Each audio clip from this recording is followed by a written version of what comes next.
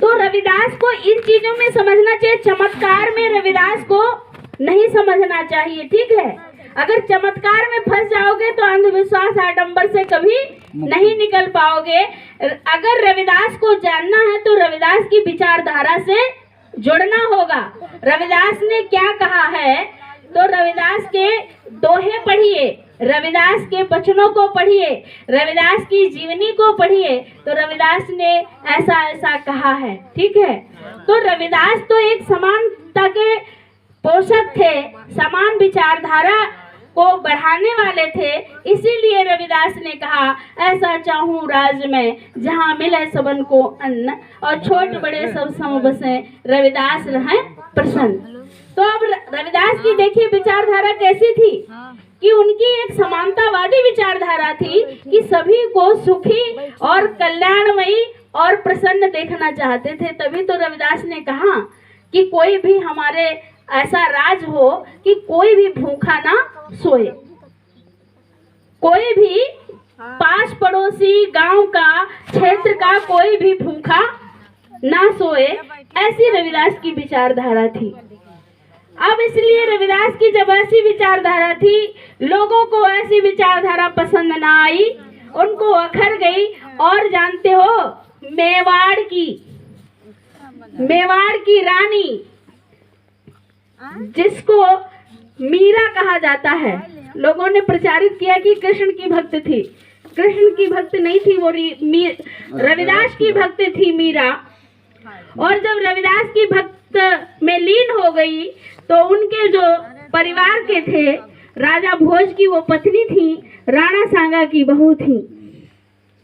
अब राणा सांगा को लगा कि हमारी बहू तो छोटी बिरादरी को गुरु बना लिया है, ये कैसे हो सकता है। तो उसको मारने का प्रयत्न किए, विष देने का प्रयत्न किया, लेकिन मीरा ने हार नहीं मानी। उन्होंने क्या किया कि 200 महिलाओं को इकट्ठा किया लगभग, और रविदास को चित्तौड़ बुलाती हैं। जब उनके विरोधियों को पता चला कि अरे अपने तो अपने आप उस रविदास की भक्त है ही है, और 200 महिलाओं को भी अपने साथ में रविदास का भक्त बना देगी, तो क्या किया, विरोधियों ने सोचा कि इसको भी खत्म कर दो।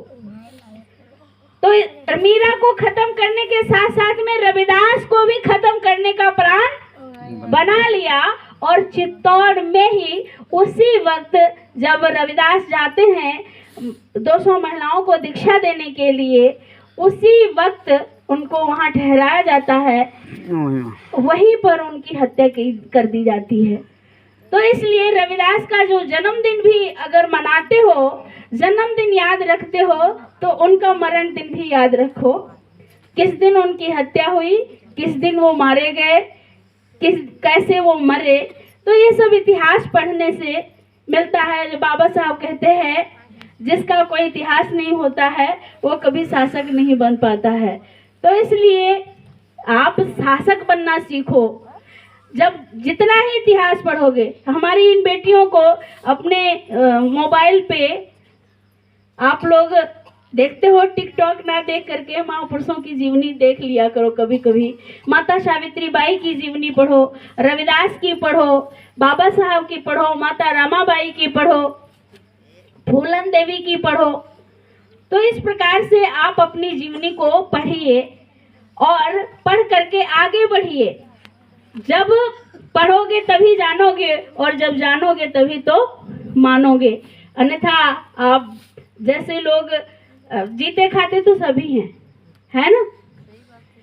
पशु भी अपना जीवन व्यतीत कर लेता है, चल फिर करके, घास खा करके, मतलब टुकड़े पे पल करके तमाम प्रकार का जीवन जी लेते हैं। लेकिन आप तो एक मनुष्य हो, विवेकशील प्राणी हो, सामाजिक प्राणी हो।